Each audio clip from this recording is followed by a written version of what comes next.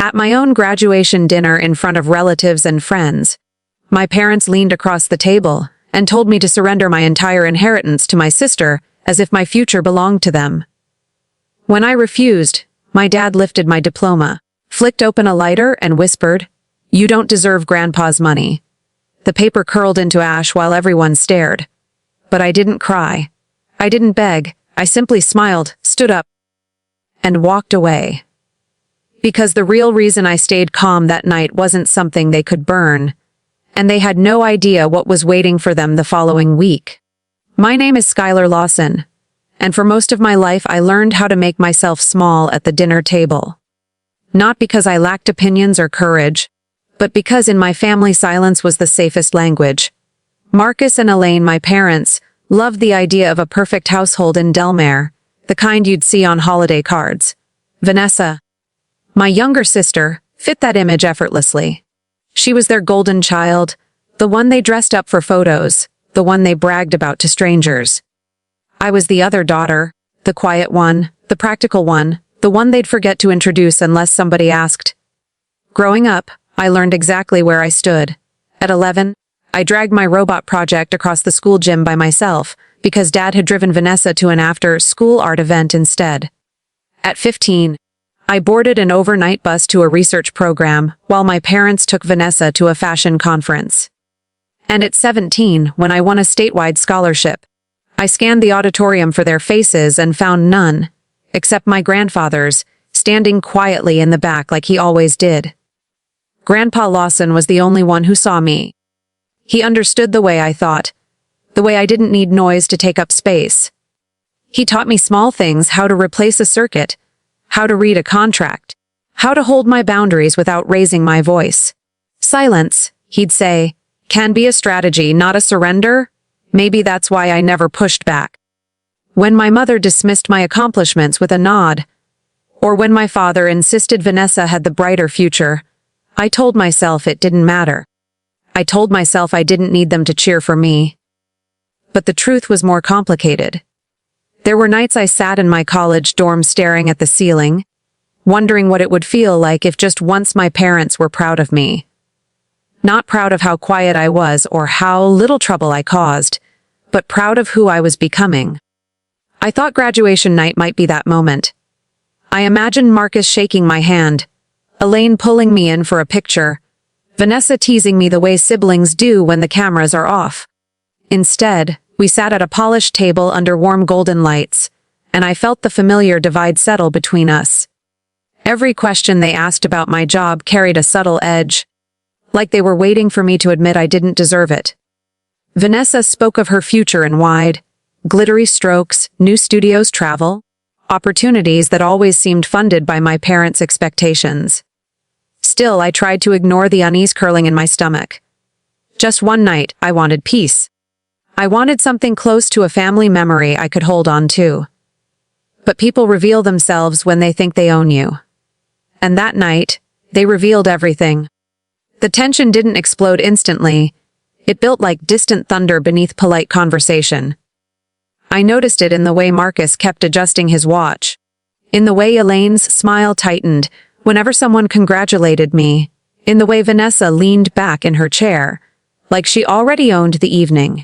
Something in the air felt rehearsed, a script they had prepared before walking into that restaurant. It began when the panna cotta arrived. Marcus cleared his throat, sharp, intentional. He reached into his leather bag and slid a brown folder across the table. "Skylar," he said, "this is important." Elaine folded her arms. Vanessa tucked a curl behind her ear, her smirk settling like she already knew the ending. I opened the folder just enough to glimpse the edges: financial documents, property listings, notarized transfer forms. My pulse jumped. I knew exactly what this was. Marcus didn't ease into it. "Your grandfather trusted you," he said. "But you already have a stable job. Vanessa is just starting out. Send the transfer so she can manage the inheritance. It's what family does." That word, family, only ever appeared when they wanted something. I kept my voice steady. "I'm not signing anything." Silence hit the table like a dropped plate. Vanessa blinked, stunned. Elaine's lips tightened. Marcus leaned forward as if I hadn't heard him. "Skylar, Don't be difficult. This is for the family. No, I repeated. For the first time in 24 years, I said it without apologizing. Marcus's expression shifted, confusion, irritation, and something colder. Vanessa scoffed, lifting her chin. Come on, Skylar. You weren't even close to Grandpa.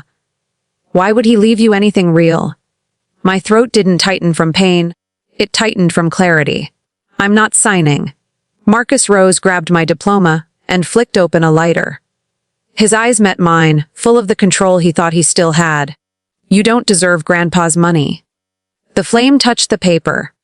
Gasps filled the room as my diploma curled into ash. And inside me, something finally woke up.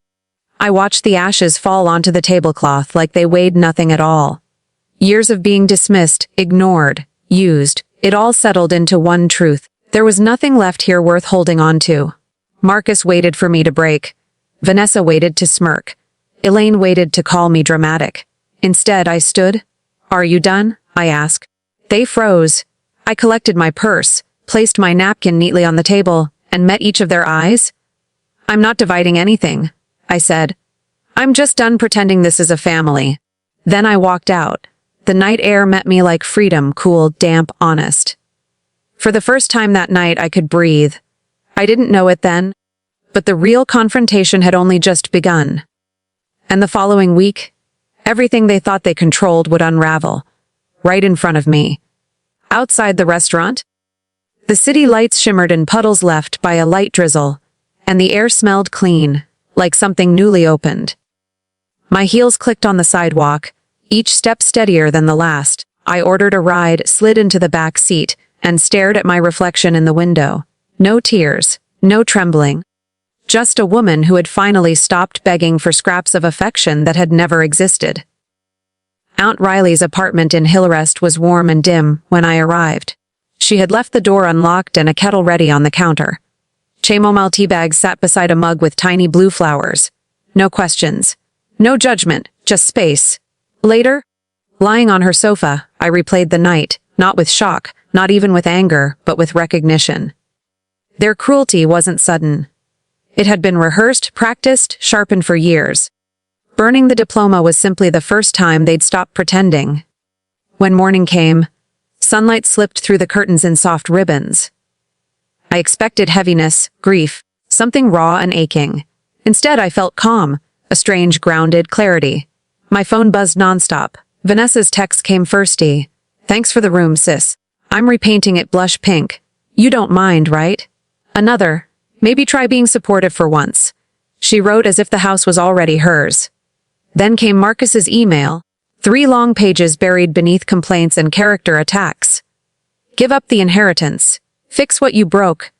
Be the daughter we want. I closed the email halfway through. Finally, Elaine called. No greeting, no concern. Your father didn't mean it? She said. You know how he gets. Just sign the papers, Skylar. This isn't worth tearing the family apart. But it was already torn. They had torn it. I had simply stopped pretending the fractures were pretty. I didn't argue. I hung up and powered off my phone. There was only one person I needed to speak to. I opened my laptop and sent a single email to Mr. Dalton. It's time. His reply came within minutes. Next week, Santa Monica office. They'll all be notified. I set the laptop aside and exhaled.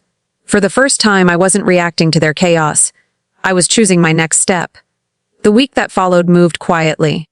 At work, I lost myself in code reviews and software planning, grateful for the part of my life that didn't require tiptoeing around egos. In the evenings, I helped Aunt Riley fold laundry, fix a leaky faucet, or watch old movies. She never asked for details. She just offered presents, the kind my parents never gave. One night she finally spoke softly. Your grandfather saw this coming. He trusted you because he knew you'd hold the line.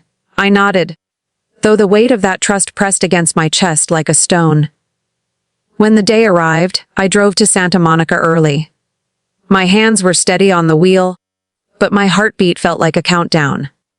The sky was clear and bright, the kind of morning that didn't match the storm brewing inside the law office. Mr. Dalton met me in the lobby, his expression serious. They're on their way, he said. Are you ready? I've been ready for years. We walked into a glass-walled conference room. Sunlight spilled across the long table where a stack of documents lay neatly arranged, the weight of an entire legacy bound in white pages.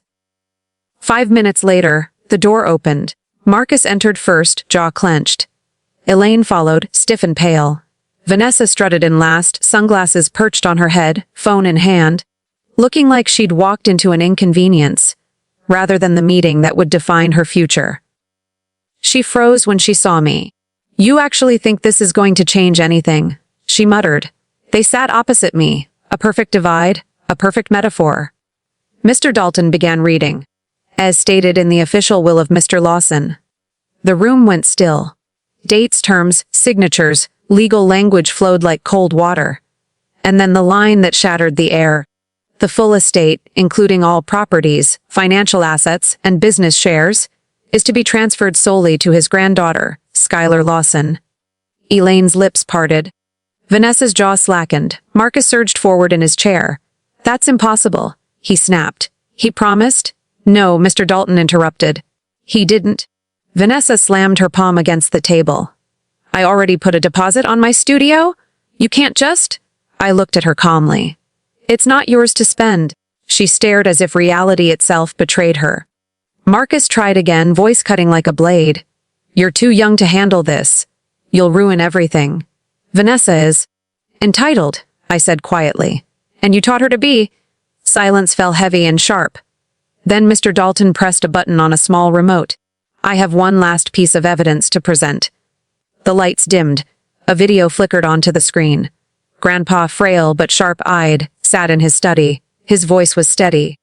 "If you're watching this, it means Skylar kept her promise to stay silent until the truth could speak for itself." Elaine's hand flew to her mouth. Marcus froze. Vanessa whispered, "New." Grandpa continued, "I watched you dismiss her. I watched you celebrate one child while ignoring another. I watched Skylar grow strong in ways you never cared to notice.